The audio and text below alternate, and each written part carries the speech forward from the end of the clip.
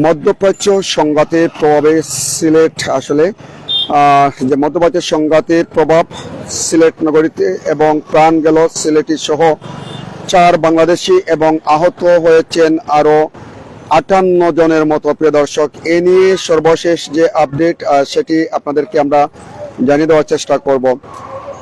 ইরানে যুক্তরাষ্ট্র ও ইসরায়েলের হামলার উত্তপ্ত মধ্যপ্রাচ্য। ইরান পূর্ব ঘোষণা অনুযায়ী মধ্যপ্রাচ্যের বিভিন্ন দেশে থাকা মার্কিন ঘাঁটিগুলিতে মিসাইল হামলা চালিয়ে যাচ্ছে।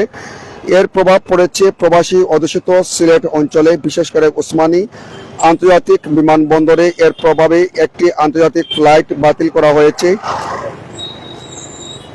1 মার্চ রোববার বিষয়টি নিশ্চিত করেছেন ওসমানী বিমানবন্দরের পরিচালক মোহাম্মদ হাফিজ আহমেদ। তিনি জানিয়েছেন, রবিবার সকালে কাতারের দোহা থেকে ওসমানী বিমানবন্দরে ফেরত আসা একটি ফ্লাইট বাতিল ঘোষণা করা হয়েছে। তিনি জানান, ফ্লাইট চলাচল স্বাভাবিক ছিল, তবে শুধু মধ্যপ্রাচ্যগামী ফ্লাইটগুলো সাময়িকভাবে স্থগিত রাখা হয়েছে। তিনি আরও বলেন, বিমান বাংলাদেশ এয়ারলাইন্সের পরবর্তী নির্দেশনা না আসা পর্যন্ত মধ্যপ্রাচ্য রুটের ফ্লাইটগুলো বন্ধ থাকবে। এদিকে কুয়েতে 3 বাংলাদেশি নিহত এবং দুবাইয়ে 1 জন নিহতের ঘটনায় সিলেট বিভাগ জুড়ে উদ্বেগ উৎকণ্ঠা বিরাজ করেছে। বিশেষ করে প্রবাসী অধ্যুষিত পরিবারগুলোতে বিরাজ করতে চরম হতাশা। তারা সব সময় মধ্যপ্রাচ্যের খবর নিতে ব্যস্ত রয়েছেন। প্রবাসে বসবাসরত কোনো বাংলাদেশি এই পরিস্থিতিতে কোনো সমস্যার সম্মুখীন হলে প্রবাসী কল্যাণ ও বৈদেশিক কর্মসংস্থান মন্ত্রণালয়ের কল সেন্টারে ফোন জানাতে অনুরোধ জানানো হয়েছে। নম্বরটি দিনরাত 24 ঘন্টা খোলা থাকবে। নম্বরটি হচ্ছে 880961010230। প্রবাসী কল্যাণ ও বৈদেশিক কর্মসংস্থান মন্ত্রণালয় থেকে এ তথ্য জানানো হয়।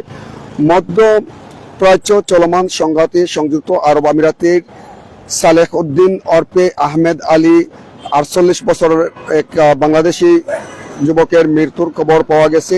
স্বজনদের দাবি, ইরানের ছোড়া ক্ষেপণাস্ত্রের আঘাতে তিনি নিহত হয়েছেন। নিহত সালেক বড়লেখা পৌরসভার গাজীটেকা বাসতলা গ্রামের মৃত সবর আলীর ছেলে। 1 মার্চ রোববার রাত 9টার দেশে থাকা সালেকের স্বজনরা তার মৃত্যুর খবরটি নিশ্চিত করেছেন।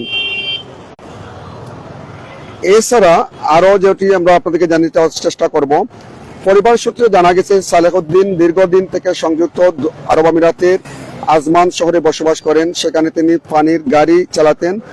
শনিবার তিনি নিয়মিত কাজের অংশ হিসাবে পানির গাড়ি চালাচ্ছিলেন। ওই দিন সন্ধ্যার সময় মধ্যপ্রাচ্যে চলমান সংঘাতের মধ্যে ইরানের ছোড়া একটি ক্ষেপণাস্ত্র আজমান শহরে আঘাত আনে। এতে সালেক সহ আরও কয়েকজন গুরুতর আহত হন। পরে তাদের উদ্ধার করে স্থানীয় একটি হাসপাতালে নেওয়া হলে কর্তব্যরত চিকিৎসকরা সালেককে মৃত ঘোষণা করেন। এদিকে সালেকের মৃত্যুর খবরে পরিবার ও এলাকায় শোকের ছায়া নেমে এসেছে। পরিবারের তার স্ত্রী, 3 ছেলে ও 1 মেয়ে রয়েছে। দেশে থাকা সালেকের ছোট ভাইয়ের স্ত্রী শেলি বেগম রোববার রাত 9টায় মুঠোফোনে জানান, গতকাল শনিবার থেকেই তারা সালেকের মৃত্যুর খবর শুনেছিলেন, তবে নিশ্চিত হতে পারছিলেন না।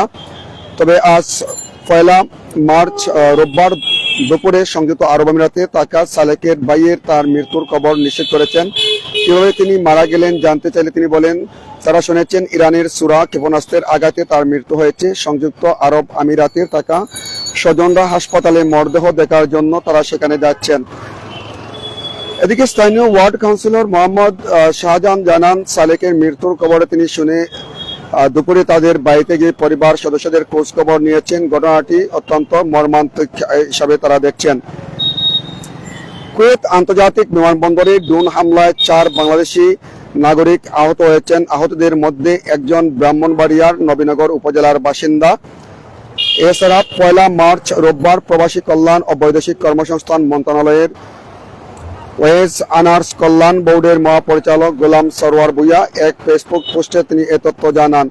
ফেসবুক পোস্টে তিনি জানান, কুয়েত আন্তর্জাতিক বিমানবন্দরে ড্রোন হামলায় 4 জন বাংলাদেশি আহত হন। আহতদের মধ্যে আমিনুল ইসলামের হাঁটুতে গুরুতর আঘাত পেয়েছেন। অপর 3 জন কাছের টুকরোর আঘাতে আহত হয়েছেন। হাঁটুতে গুরুতর আঘাতপ্রাপ্ত আমিনুল ইসলাম নবীনগর উপজেলার দৌলতপুর গ্রামের বাসিন্দা বলেও ফেসবুক পোস্টে তিনি উল্লেখ করেন। আহতদের চিকিৎসা ও প্রয়োজনীয় সহায়তার সংশ্লিষ্ট কর্তৃপক্ষ কাজ করছে বলে জানা গেছে। সংযুক্ত আরব আমিরাতে ইরানের হামলায় এক বাংলাদেশি সহ আরো 3 জন নিহত হয়েছেন, মোট 4 জন। তো এছাড়া 58 জন আহত হয়েছেন। 1 মার্চ রোববার এক প্রতিবেদনে এ তথ্য জানিয়েছে কাতার ভিত্তিক সংবাদ মাধ্যম আল জাজিরা। আল জাজিরার তথ্য মতে যুক্তরাষ্ট্রে ইসরায়েলি হামলার জবাবে উপসাগরীয় অঞ্চলে ইরানের প্রতিশোধমূলক অভিযান শুরু হয়েছে।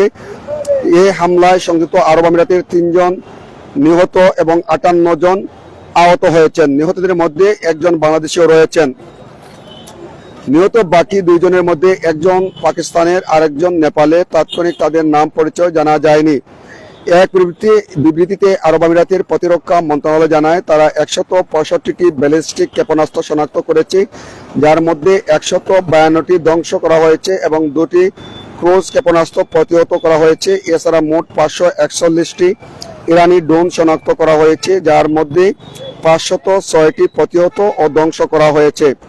তো প্রিয় দর্শক, যারা আমাদের সাথে যুক্ত হচ্ছেন দেশ এবং প্রবাস ট্রাস্ট সিলেটের লাইভে, দেশ এবং প্রবাস থেকে যে সমস্ত ভাই ব্রাদার্স রয়েছেন, যে বাংলাদেশি যে সালেক আহমেদ, যিনি বাড়ি সিলেট বিভাগের মৌলভীবাজার জেলার ওনার বাড়ি। প্রিয় দর্শক, আল্লাহ পাক ওনাকে জান্নাতে উচ্চ মাকাম দান করেন, পরিবার পরিজন সবাইকে যেন ধৈর্য এবং সবর করার তৌফিক দান করেন। এবং এই যে মধ্যপ্রাচ্যের সংঘাতের প্রভাবে দেশের মানুষজন আসলে অনেকটাই উৎকণ্ঠার মধ্যে রয়েছেন।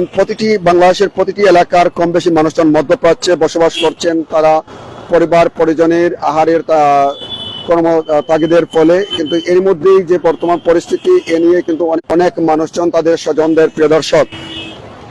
তো যারা আমাদের সাথে যুক্ত হচ্ছেন দেশ এবং প্রবাস থেকে, আপনাদের প্রত্যেককে ধন্যবাদ জানাচ্ছি। এবং সালেকের বাড়ি আপনারা জানেন ইতিমধ্যে সিলেট বিভাগের মৌলভীবাজার জেলার ফুলাউড়ায়, প্রিয় দর্শক, বড়লেখায়, এমনটাই আসলে আমরা জানতে পেরেছি। এবং ওনার 3 ছেলে এবং 1 মেয়ে রয়েছেন তার পরিবারের মধ্যে, প্রিয় দর্শক। তো যারা আমাদের সাথে যুক্ত হচ্ছেন, প্রিয় দর্শক, আল্লাহ পাক যেন এই মধ্যপ্রাচ্যের সংঘাতকে যেন খুব দ্রুত আসলে নিরসন হয় এবং যে সমস্ত বাংলাদেশি প্রবাসীরা আসলে মধ্যপ্রাচ্যে বসবাস করছেন, বাংলাদেশি নাগরিকরা, তাদেরকে যেন আল্লাহ পাকে নিরাপদে রাখেন। এবং বিশেষ করে আরেকটি তথ্য বলবো, যে সমস্ত প্রবাসীরা, আমাদের বাংলাদেশি প্রবাসীরা মধ্যপ্রাচ্যে বসবাস করছেন, আপনারাও আপনাদের নিরাপদ স্থানে আপনারা অবস্থান করবেন।